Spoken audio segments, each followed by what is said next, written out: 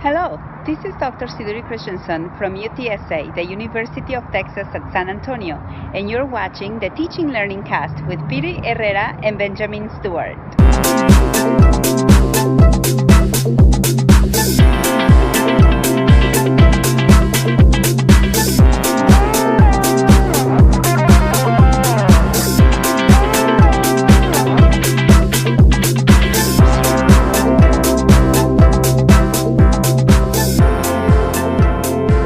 Okay, welcome. Hello, this is Teacher Learning Cast, episode number 10. Today is May 12th, 2018. My name is Benjamin Stewart, calling in from beautiful Aguascalientes, Mexico. Morning, everybody. This is Piry Herrera again with you this Saturday. Nice morning, nice weather, and expecting a little bit of heat today here in Aguascalientes. And we're back on the air to talk about education and learning a little bit. My name is Piry Herrera, and we have this space to discuss about education and learning, and we hope you're getting used to watching us. Welcome, everybody, in Facebook Live also. We have a secondary transmission, but you can get to the original link if you click above and you go to the YouTube transmission or the Facebook fan page, which is Teacher Learning Cast. If you want to reach out to us individually, each of us have a website. PD can be reached at homers2000.wixsite.com/PDHA. That's PIRYHA. I can be reached at benjaminlstewart.wordpress.com. Again, we thank you for watching. We really encourage anyone who wants to be a part of the conversation to reach out to us in Facebook, leave your comments, leave us feedback about the show. If you ever want to become part of the broadcast, feel free to contact us as well. We are always looking for educators to join us in the live broadcast. We meet every week, every Saturday morning on Google Hangouts. So again, feel free to let us know if you want to be a part of the conversation. Again, welcome. Yeah, last week we had a couple of discussions about, first of all, performance tasks in the classroom, and we also talk about how to connect with the students in the classroom at the level of knowing them and having these successful ideas for classroom activities, and also this performance task as to be efficient. And today we have something very interesting that Ben wants to share with us. Ben. Yeah, so today I wanted to talk a little bit about immersive task. I was browsing the internet and came across this interesting article and wanted to share a few points about this article and throw in a couple of thoughts of my own to kind of complement some of the ideas here. But the idea here of immersive task really relates a lot to what we talked about last week, PD, about performance tasks. And, you know, as we've been doing this now this is our 10th episode, I think we would both agree that we're seeing a lot of concepts and ideas that are repeated, but from different perspectives. So I think this is a good example today where we look at this idea of immersive tasks and find some similarities and differences about what it means to create and implement immersive tasks versus maybe a performance test that we addressed again last week. So one of the key ideas here in this article, they begin by defining immersive tasks by identifying it as a magical moment where students interact with one another in such a way that epitomizes language learning. So they talk about this idea of flow, of how things are just kind of on their own, kind of moving along, and students are engaged in the performance test. But they state that in this particular article, I'll scroll down a little bit here, but the idea here is that they are saying that it's difficult to find evidence that does not identify speaking as either the most important or challenging skill to master. So their whole premise in this article is that teaching speaking in an English language learning class is really the most challenging part. And this is something that I think that I would agree in part, but I think that we could also look at some of the concepts that we're going to talk about today with regard to this article in terms of maybe other language skills being a challenge as well. And it really boils down to whether or not you want to look at isolating certain skills like speaking or maybe integrating other skills. I remember when I was learning Spanish, I moved to Mexico from the United States, and I was learning, and it was very difficult for me to understand others who were speaking to me. I had some courses in Spanish and could speak a little bit, but to understand someone was really the hardest part.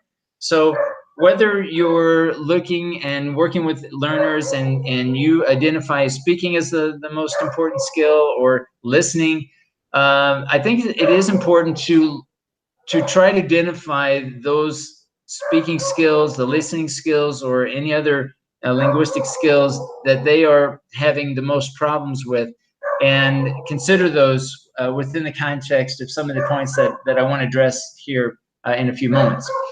So in this article, they talk about when we say immersive, they say what we mean tasks to which we give all of our attention. Tasks that are goal-driven and tasks that are based on goals that are engaging enough for us to focus them entirely. So they talk about this again, this idea of tasks that put us in a state of flow, that really where students are automatically engaged in the activity and they're kind of moving along. I know, Piry, you're a musician. I think you can relate to this idea of flow as well, when you're locked in so well with other members of a group that things are just kind of moving along and things are really just as tight as possible. And it's a better, you know, experience when you have this type of performance. But I think as teachers and educators, it kind of translates to this context as well, where maybe we're not always the speaker, the sage on the stage, so to speak, and students are engaged and taking part in the conversation and in the task itself. But one of the things, one of the first things that they mentioned here about how to kind of achieve and think about these types of tasks, or how to reach this immersive experience, is to choose topics which students are interested in. And I think this relates a lot to what we talked about last week, but trying to find the relevance of a task, you know, not just that it's meaningful, but it's actually relevant to their needs. And you spoke last week, Piry, about the importance of maybe at the beginning of a class, how to reach out to those students, maybe spending 5 minutes or so trying to connect with the other students and trying to find out what their interests are. And we talked last week about that could also extend really throughout the whole semester, as we're constantly learning more about the students and how we, you know, begin with, you know, how we really just try to find and learn more about the students as we go through the semester.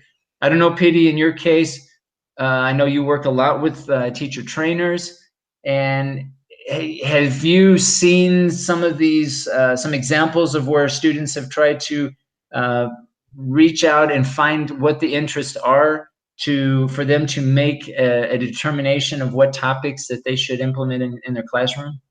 It's kind of difficult in certain stages of the semester, because the students are just, well, the ones that I have right now are assistants. So they just teach 15 minutes in a week. And the rest of the time they do observations and they support the main teacher of the class. And at the beginning of the semester is kind of difficult because they don't know students. And whatever they plan and whatever they prepare is based on whatever the teacher can, the actual teacher, the main teacher of the course can tell them. And that's why since the very beginning, we had a couple of analysis of precisely the goals of the class and the stating of the language topic, the function of the language for the day, and the specific example we needed as a sample to know what we expect the students to produce, and the context itself.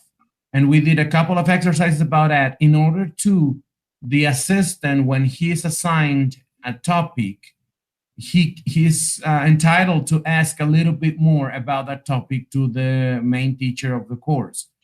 Because sometimes the main teacher just tells them, prepare something about this grammar tense or prepare this vocabulary. And sometimes they don't really know what is the context about it, or maybe they have the book and they can help themselves. But most of the time they have to ask more and more questions in that moment to the main teacher, that is who knows a little bit more the students or has a little bit more experience about the course itself, about the book itself, and can give all this information around to complement as to fit the task and the activities better to the students. As the time goes a little by little, these assistants start to know students and start to know a little bit more the dynamic of the course and the teacher specifically they are supporting. And little by little, they, with less and less information, they can compose their class and fit it to students, which to begin with, they do it in general adaptation performances. Like what I mean by this is like they set up situations which we believe in conjunction, the assistant, the teacher, and myself as a tutor may fit the age of the students that are with them. And that's pretty much the beginning of it, right? But it's our perception. And I think the best thing in here would be to actually have a constant dialogue with the students themselves. Yeah, because I wondered if your students are assisting teachers. I guess I see two ways that they could maybe find out how a teacher might find what's interesting for the students and what's not. They could either observe it, and if they're observing, right, if they're looking and watching and observing the teacher in class, they could see examples of how the teacher is getting this information, or they could just ask them, right? Of course, right? So they ask them, how did you find out? It's kind of a metacognitive type of question. How did you find out, or how do you find out in general what the interests are of the students? So those teachers, student teachers are, getting that information, because it may or may not be that obvious to them as well. I don't know. But I wonder too, in more advanced practicum classes, in their planning and implementing, how they consider the interests of the students, right? Because I would assume they have more time than with each of the groups, so they could, I guess, plan on in their planning, they could figure in how they connect. What have you seen? Maybe you haven't seen it this semester because you don't have those courses. But what have you seen in the past? I'm kind of not really answering about the advanced students, and that's why, because this semesters I don't have them, the ones that are in practicum. But I can tell you what happens in teaching workshop, which is before the assistants, but I think it's a good example of looking for activities that suit students. These guys in teaching workshop teach amongst themselves. So they simulate classes. At the beginning of the class, they give a profile, a simulated profile of students, which sometimes is something as simple as you guys are yourselves, or you guys are kids from around 10 years old, or things like those. And sometimes they're very elaborated profiles. So since considering an actual profile, I think that gives away that students are actually thinking about something that suits the students they pretend to teach. But the most important example in here is that whatever they decide to do or whatever profile they fit, they know their classmates because they've been together for at least a year.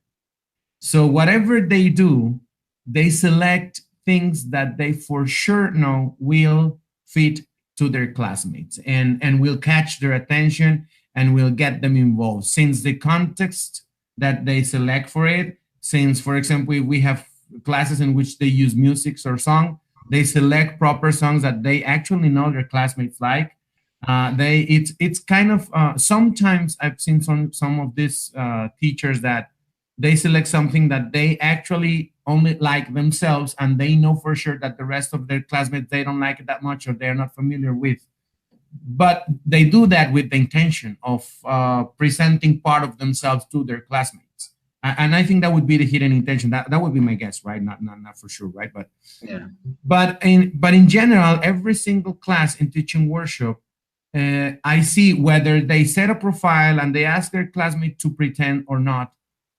All of these aspects, like the context themselves, the kind of examples they bring, indeed the material they bring, it's something that they actually infer it's going to work with their actual classmates, and that's because they know them. They've been together for a year. So have you seen cases where your student teachers have expressed to you very explicitly that they have planned and implemented a particular activity based on the interests of the students, when through your observations you've witnessed maybe the opposite, or maybe you felt that the students weren't engaged, they weren't into the activity, but your student teacher thought the opposite? What have you seen that, and what do you do in those cases? Oh, I kind of recall a couple of times of the ones I told you, when they intend to present something that they actually personally like, as to share part of themselves with their classmates, and sometimes it does not really fit well. For example, I'm having the student in mind, and I try to remember the topic because it was something about weapons, something like that, and it was totally something he is into, and he brought vocabulary about certain I don't remember if it was a gotcha gun or something like that, and he used the vocabulary with his classmates, but actually it was something that it wasn't catchy for the rest of the students, and he was so excited about that. And that was indeed part of the reflection we had. And if I have a time, I can look into it, because I have the written feedback for him about that. He ended up enjoying his class and getting so immersed into teaching that it was, and the way I put it to him, it was like, it's your own party. It's you in there talking about your favorite thing and showing us everything you know about it. You remember we talked about this, Ben, that when the teacher wants to show that I know, I mean, me as a teacher, I want to show that I know. So yeah, he was trying to present all of his information. He intended to teach vocabulary about guns, but at the end, students were not really into it. We were just looking at his performance, like I was sensing it as a play. He's actually there having a performance about something that, may be interesting for moments or not, but at the end, students were not engaged. And that totally opened the door to having a teacher-centered class. Yeah. So yeah, that's a good point. I think one of the takeaways from this article is looking at student interests that lead to this engagement, right? This immersion of being able to attain flow, the state of flow where things are moving along. But yeah, I think this whole interest, this idea of trying to find topics that are based on the student's interest, is important and interesting in how we look at ourselves and our own practice, and making sure that our own biases don't end up taking over the whole educative experience. Let me move on to the next idea that they talk about. And this idea, they mention it as embedded tasks. They're embedded into the topics. So tasks, they're embedded into the topics. So for me, I would paraphrase this, or I would word this as learning sequence, right? And we talked a lot about this last week, is looking at each of the activities, maybe looking at beginning with activities that are more simple, that lead more to more complex activities, maybe that introduce critical thinking over time, so that over time the tasks require a little bit more thinking. And we talked last week about performance tasks really being the ultimate task, the ultimate activity that maybe a group of learners are working towards. So for me, tasks that are embedded within the topics, maybe this is looking at 1 or 2 topics over the course of a week or two, that different types of activities, whether they're debates or maybe just handouts or just small speaking activities in pairs, whatever they happen to be, but maybe they're all related to these similar related topics over time. So they talk about that being very important. They also talk about the importance of purpose, and we spoke about this as well, but they say that they word it as how can we have students or how can they be exploited to make more quality time for speaking? And again, they're talking mainly about speaking, but how can we exploit the time? And for me, to exploit the time, that is, how can we provide the most value in the classroom over time so that we're not wasting time? And we've talked in other broadcasts about flipped learning. So for me, flipped learning really deals a lot about how we can get the most out of the classroom face-to-face experience. And, you know, flipped learning can mean a lot of different things. It's not always just pre-loading the content where students are watching maybe a video before the class. Because quite honestly, that version of flipped learning is quite a challenge, in at least in my context here in Mexico, that you know, a lot of students aren't really used to accessing the content really beforehand. I have found some success, I think, in flipped learning where videos are used outside of class to complement what we do in class. But just is going to depend, I think, on your own teaching approach and how the profile of the teachers and students in a particular institution, for example. But thinking about teacher training, when we look at the organization of time, we talked a little bit about this again last week as well, but you know, what are some challenges? And those of you who are watching this video, watching this broadcast, thinking about your own practice, how do you go about organizing your ideas, your activities over time with your students so that they aren't just isolated cases of activities, but that they lead and take the most advantage of the time in class? In your case, Piry, how do you deal with students that you see moments where in class, let's say that it's not value added, right? So there's some times where there's, you know, maybe they're off task or things are just not moving along, that there's not a flow. You know, how do we reflect? How do student teachers reflect on those experiences to turn those into a learning experience? Well, every time we analyze the class, it's a challenge to make students aware that it's not about pointing out failures, but that we cannot even leave them aside, and that we need to find a way to enrich the situations in which the class is not having that flow, or the activities are totally detached, or at the end we had like in a 15-minute class we had 3 activities which at the end were not connected, or things like those, or whatever happens when there's something to improve. It's always the first thing is to make it clear so that the teacher himself is aware of what actually happened. Because sometimes they believe everything went okay, and sometimes they don't have anything to say about that. And sometimes the other teachers that are there acting as students, they also sometimes they just have the feeling that something was not that fluent, or that was not okay, but they don't actually know what. And sometimes we say, well, the class, it's okay, it's a regular class, and we had a practice, but they don't have that sense. So the first thing, and I think that's important, to start exploring together with the teacher himself, the observer that we have, because we have an observer at the same time, another student observing, and the students participant acting as students, as language students.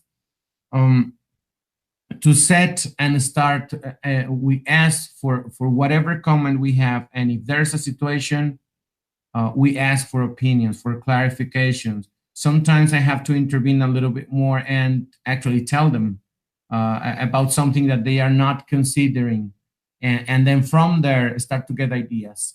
What can this? How can this be enhanced, or what can be changed? And sometimes the difficult part in simulated classes is that all of them know the language.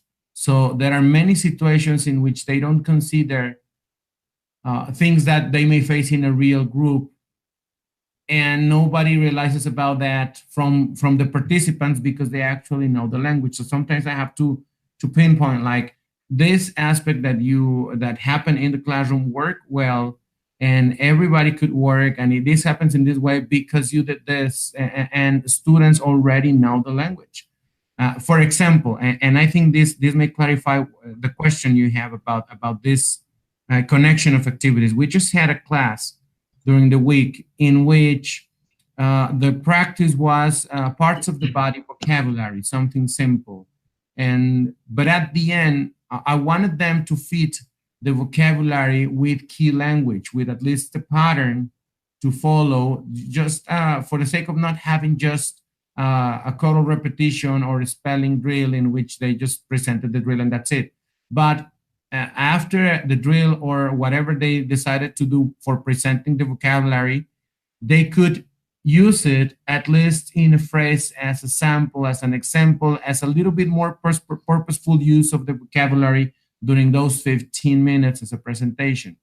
But then what happened in this class is that in the key language, the vocabulary about parts of the body was used with adjectives which were not taught at that moment, or were not considered to be known by students, and the different use of the verb to be is are, according to the part of the body and adding the adjective. So my sense is it worked very well with these students because they know the language. But my comment in there is that you have to be very careful because you are presenting to students the parts of the body, and then you are asking them to use as many adjectives as parts of the body you are teaching, and the adjectives you are not even reviewing them for students. So in a real class, this could have been a big problem in a big situation, because at the end, the adjectives were not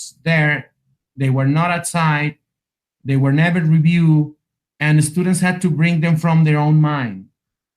And I told them, yes, we can consider that they know certain things, but considering that your topic is parts of the body, basic level vocabulary, I would consider that they may not be able to recall that much amount of adjectives, and to be able to by themselves, without any guide, without any format, without any help from the teacher, nor visual, nor additive, nor reviewing, to construct in a complex sentence, well, semi-complex sentence, the adjective and the use of the part of the body.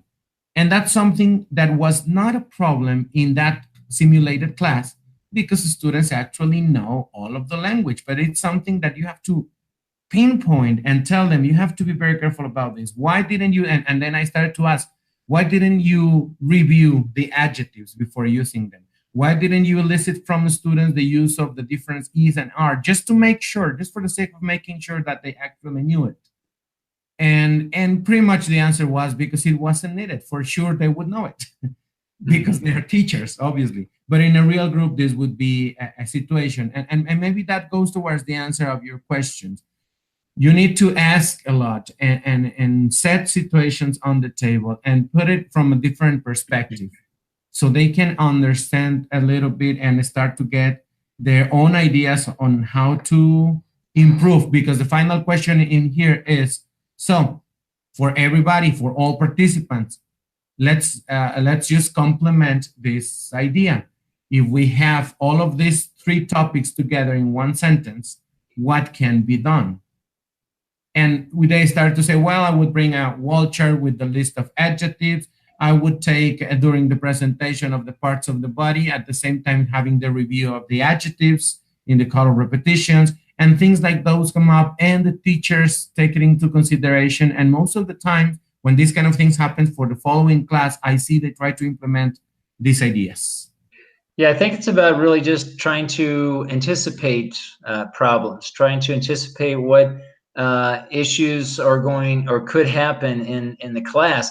I'm wondering too, in those students who are observing other teachers in action, those could also be questions that they pose to those in-service teachers. Like, I observed your class today.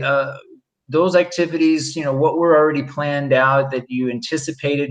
What were things you did today that you didn't anticipate and you had to modify? Because maybe that was obvious, maybe it wasn't obvious to the observers or the student who's observing the class, what was planned, what was not. So I see a lot of opportunities in those cases where, let's say, maybe they're not ready for teaching, but they're observing that they're already having these conversations and thinking about anticipated and unanticipated types of teaching and learning situations that are coming up. So then when they start, teaching on their own, that they're aware of this. And I almost see, and correct me if I'm wrong, so typically, like, student teachers will first observe, then they might go into courses where they're teaching with their classmates, right? Kind of like a role play, and then they go into teaching other classes. So I kind of see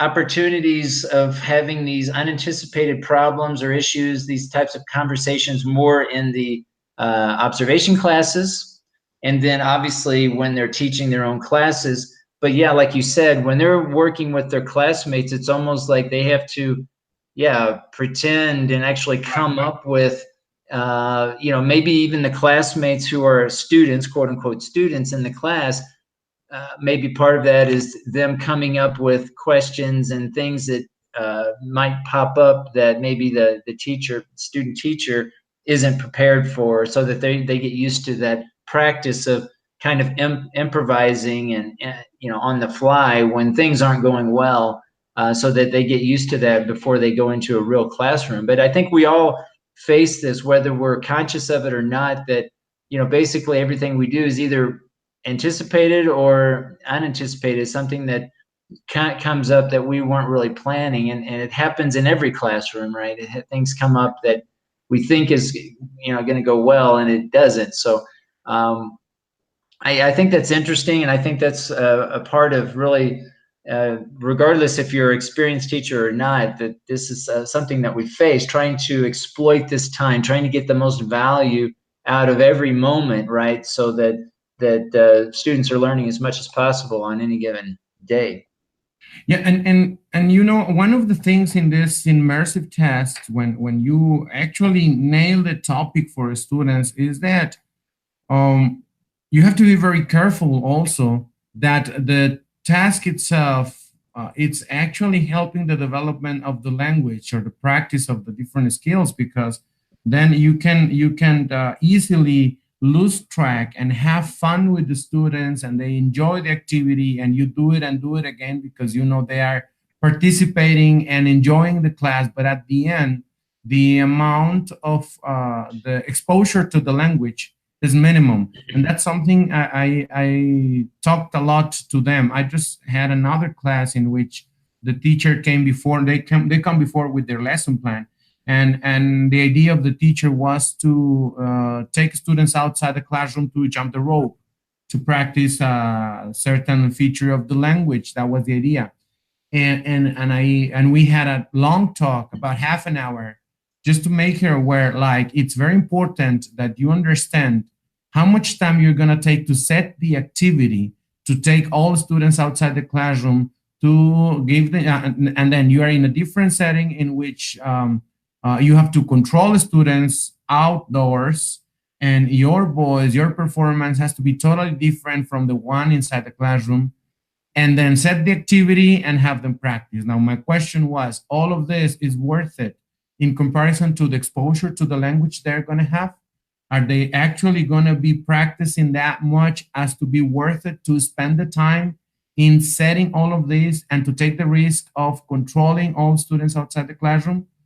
And it was something that at the beginning, the teacher was like kind of, she looked kind of disappointed, like, oh, I'm not going to do it then. And then we kept on with the talk, just to make her aware that it's not about changing the activity. It's not about deciding like, no, well, then I'm not going to do it. And it's like, you have to make the decision, but you have to consider the amount of exposure and practice they're going to have. And we spent a long time on that, like half an hour in the discussion. And at the end, I thought she wouldn't do it because of the way the conversation ended. But the day of the class came and she actually took them out. And one of her major concerns was that at all moments, there would be practicing the language so that it was worth it. And at the end, she was pretty satisfied with her decision and what she did. And it's something that worked well, obviously, with some aspects to improve and some other discussions we have about it. But in the core aspect that we had discussed before, she totally took attention on that. And it was worth it. So this immersive task, we just have to be careful that it's worth it for the kind of task, complexity, intellectual investment, teacher guidance, or whatever is needed, aside the linguistic demand, that it's worth it in comparison to the exposure and practice of the language. I think you're muted. Sorry about that. I think of the 3 E's being not just engaging, but also effective and efficient. So if you look at any activities, trying to think of the 3 E's, is it engaging? Is it effective? And is it efficient? Effective in terms of both linguistic effectiveness. So are we meeting certain linguistic goals, but also the overall goals or the realistic or authentic goals of the task itself. So if we're looking at tasks that are authentic, they're going to probably address some quote unquote real world goal or objective. So as language educators, it's just our job is to try to create that environment where we are not only promoting realistic goals, authentic goals, but also linguistic goals, right? So yeah, definitely it's important to think of both of it being engaging, effective, and efficient. Moving on to some other good points here about immersive tasks and how to implement these immersive tasks is also the importance of how to promote critical thinking. And they don't talk about it much in this article, but for me, critical thinking, there's a lot of different ways to look at this, but one, I think, relates a lot to learning strategies. So how can we promote learning strategies that promote critical thinking? So if we're looking at, for example, the Venn diagram to compare and contrast, we're looking at mind maps to conceptualize abstractly certain ideas that we want our learners to later produce, whether it's speaking or writing. But it's really how to, maybe even promote questioning, like through the Socratic method. How do we form good questions for students to think? It might even be metacognitive learning. How do we promote metacognitive thinking and different types of activities that promote how we learn, how the learners themselves learn, and ask that question, right? I think that critical thinking is also very key, regardless of the level of language. I think we can even promote critical thinking skills at different levels, even with the little ones. So I think that it's just trying to not forget that, language should serve a purpose. It kind of goes back to the purposefulness of a class, right? So it's not just to create an assignment or finish assignment for the teacher, but it should have some sort of purpose, some hopefully real world purpose that they can relate to, and try to have them begin thinking more critically over time.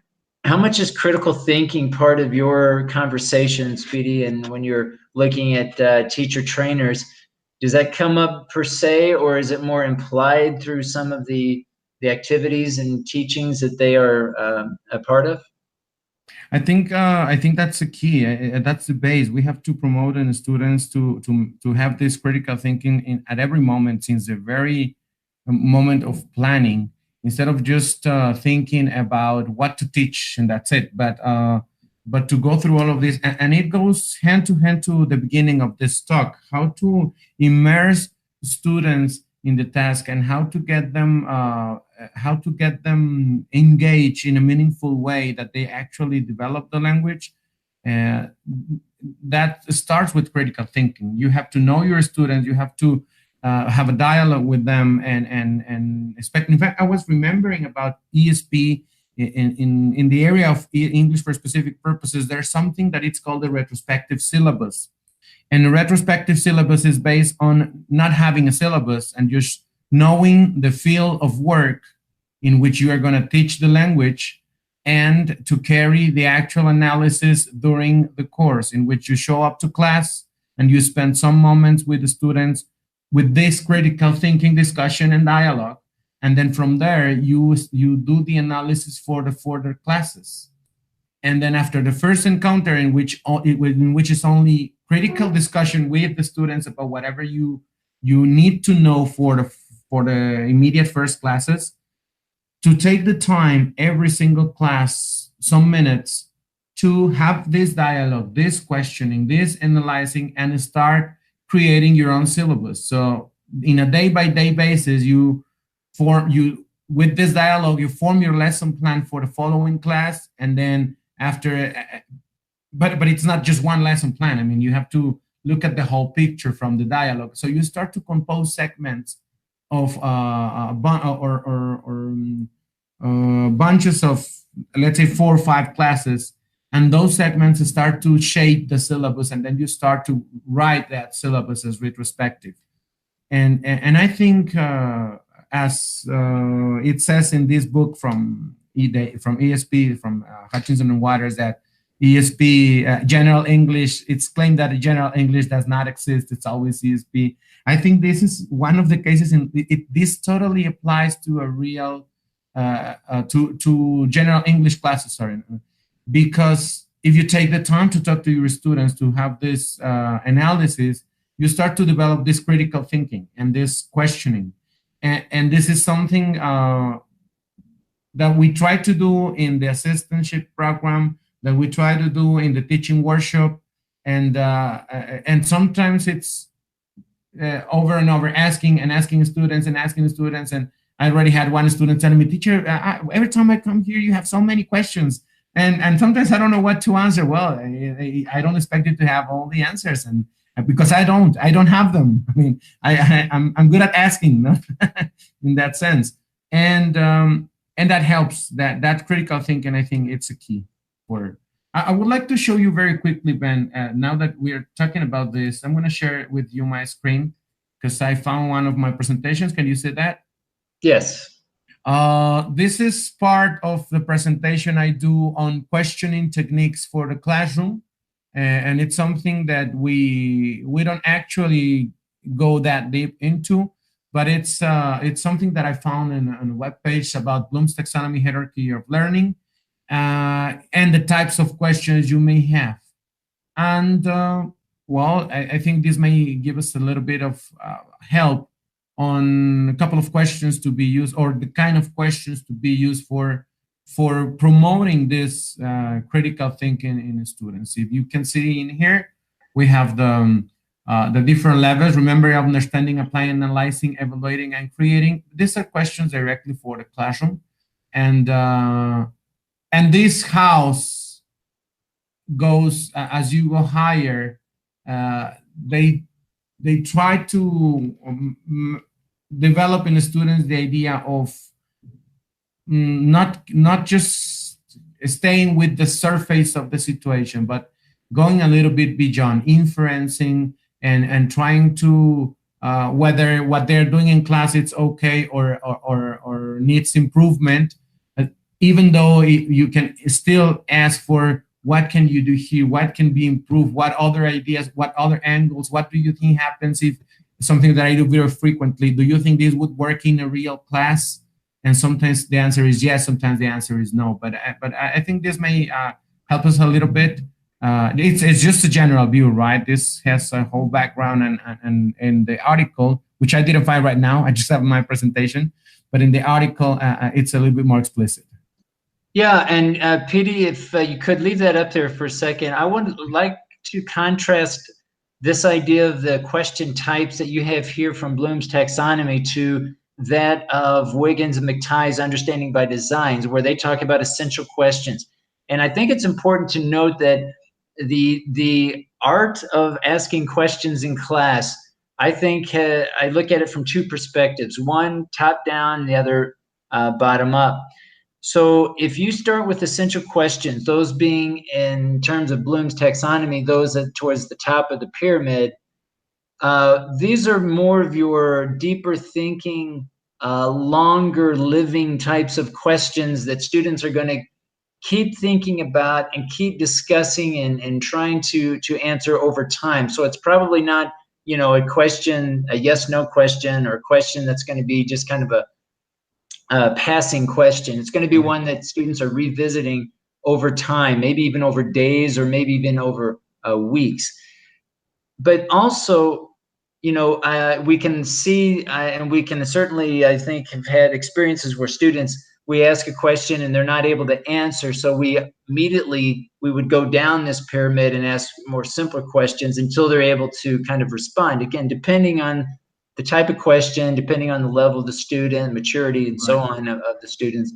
But the idea is to find ways as teachers to use questions to promote maybe speaking or writing or conversations, and really trying to, and again, I think of this as being an art form, because really it takes practice to find the best way to present questions and use questions to promote you know, dialogue. So I think this is a good diagram that you have here, but there are other ways to look at it as well. And through Wiggins and McTighe's, where they talk about 6 facets of understandings, we can think about forming questions through these different facets. So for example, to explain, we could have questions related to explanations.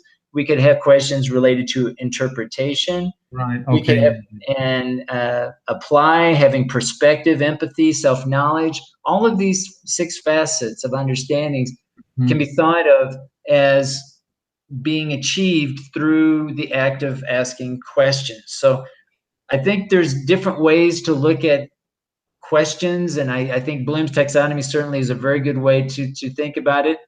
But it's also not the only way, and there's other ways beyond Wiggins and McTighe. But the whole point here is to try to find, you know, ways to implement kind of a Socratic method approach, where at the end of the day, all we are doing as teachers are asking the questions, and students are pursuing those answers, right? Right.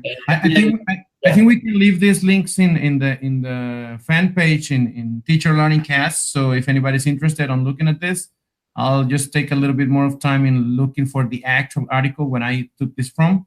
I suppose it's at the end of the presentation, the source, and we can put it there so we can have access to both perspectives in here, because I kind of listened to the ones you just mentioned, kind of interesting, and it would be very, very good to have the both of them as a comparative, because I love when we can pick from here and from there and make our own recipe. Absolutely, and maybe we can in another subsequent broadcast dig a little bit deeper into questions and the active questioning. Great.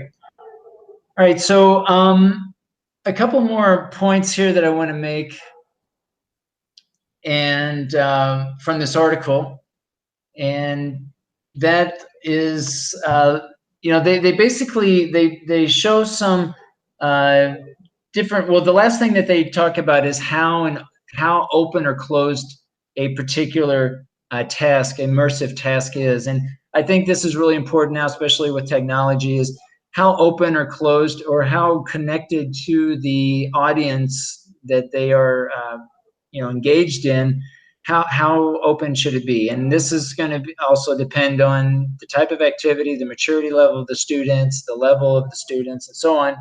But it's very important really to try to use those opportunities, you know, to open up as much as possible the educative experience. You know, we've talked a lot about e-portfolios, and I think of e-portfolios as one way of opening up the immersive task, because then students are beginning to think about how to, you know, make their e-portfolio, their online presence purposeful for them, right, and for others.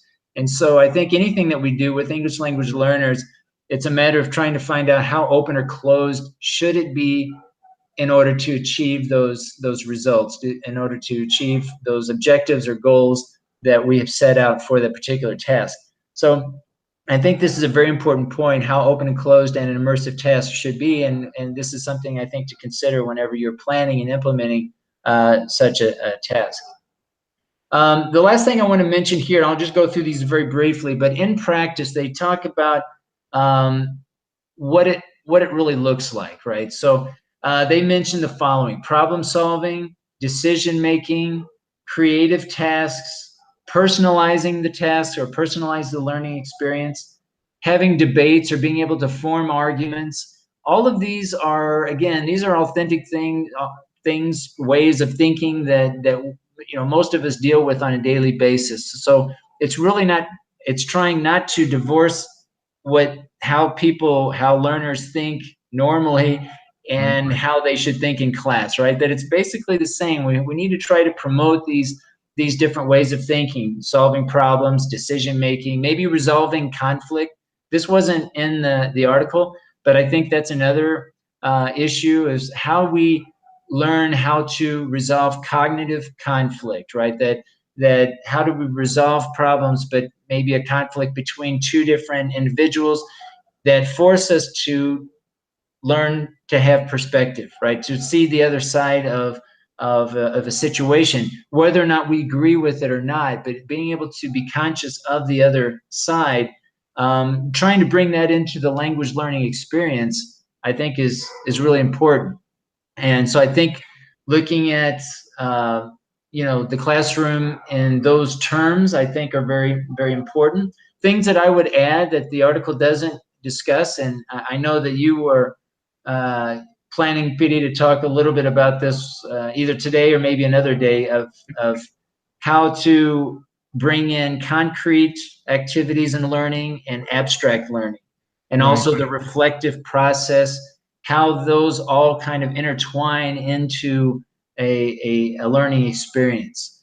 So I think that, you know, looking at the ways that we think of and how we communicate, and trying to find the best way to engage all of those into an immersive task situation, I think is important to consider.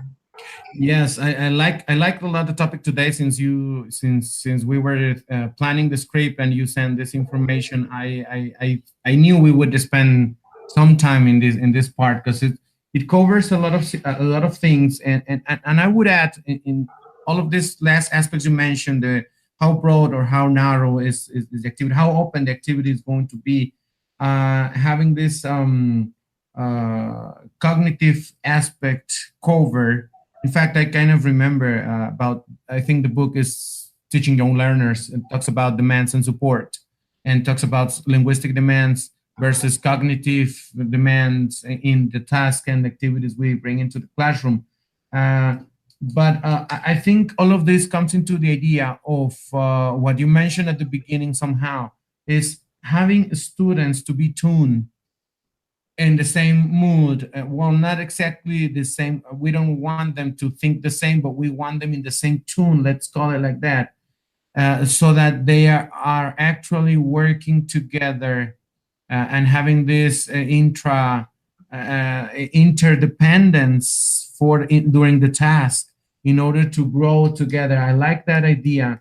And I kind of like even that concept. I don't know if you mentioned it like that, like tuning students, or it's something that just came to my mind at the moment. But But I like that idea. This immersive task, I think that one of the main goals, parallel to the linguistic goal of the task, has to be the tuning of the students, in a sense, because I like when this kind of activities helps us to develop more than the language, help students to develop this intrapersonal skills, communication, that it's going to be very useful for the use of, if you want to say it very academically, for the use of the language itself, just the ability of having this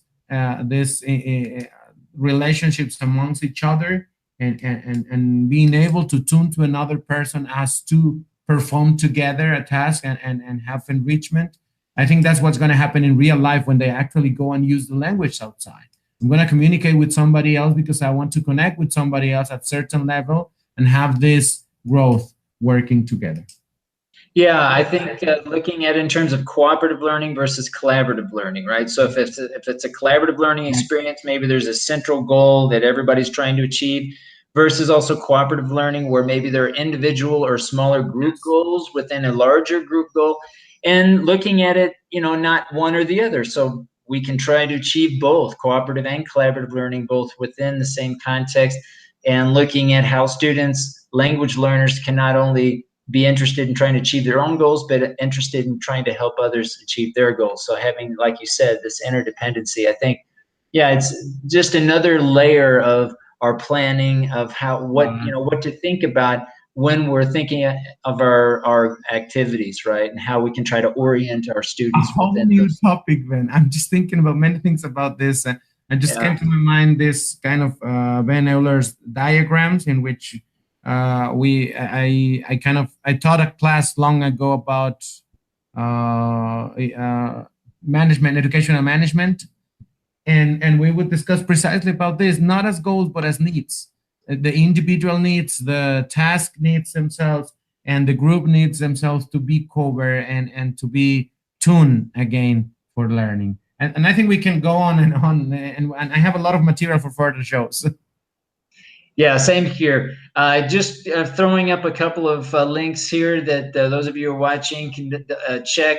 And I think it's worth looking at these articles. And this is a table of contents here to how we think from Dewey, which gives additional perspective. But I think, we're almost out of time for today. But I think this is a very good topic to look at, how to bring in immersive tasks.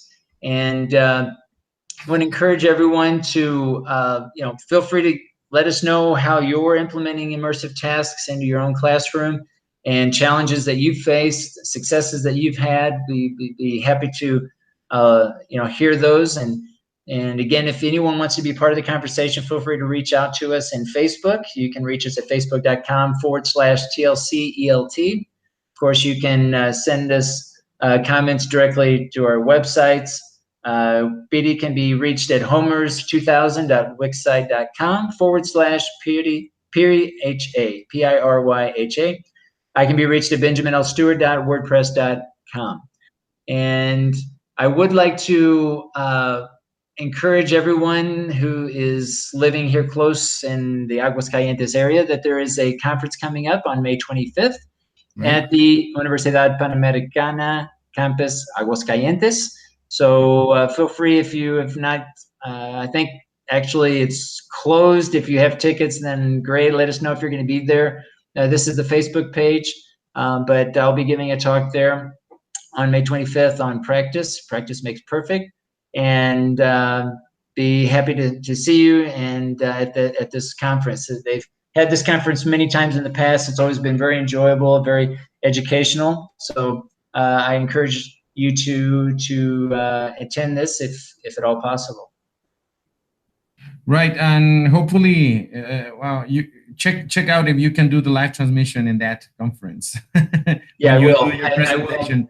We also have the Teaching Aids exhibition here at the Universidad Autónoma de Aguascalientes with the 4th semester students of the BA in English Language Teaching and the teacher Adriana Macias Torres. She organizes this event. She's been organizing this event for 7 years. It's going to be May 22nd It begins at 9 a.m. and it's going to be the whole day running on. We're going to have a lot of people invited from different schools, and it's an open event for anybody to come and see what students do.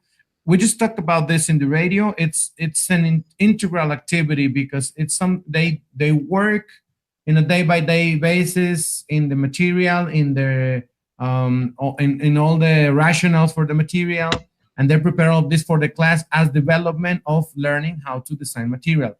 But as a parallel activity, and it requires extra effort from students and the teacher himself out of teaching hours, out of the hours in the classroom for this course, they plan this event, this exhibition. Students select the topic, students design all what is going to be done. They have kind of mini workshops during the day. They have the exhibition of the material at different tables, and they have many activities during the day that are very enjoyable.